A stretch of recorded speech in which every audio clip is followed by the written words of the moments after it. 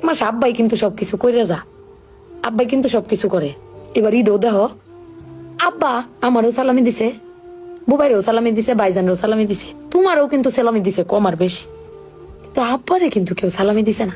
না তুমি দিছো, না আমি দিছি, না বুবাই, না ভাইজান, কেউ দিছি না। আব্বার কিন্তু এটা আক্ষেপও নাই।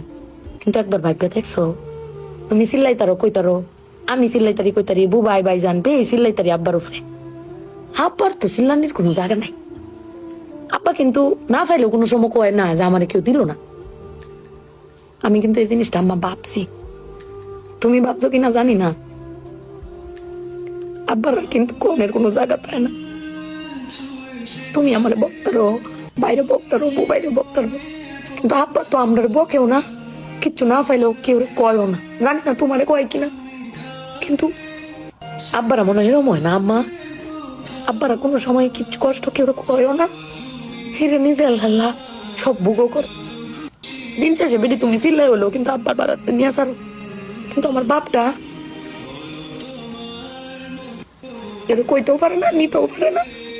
বেড়ান মানুষ ঠকে আম্মা, আমি দেখছি বেড়ান মানুষ ঠকে।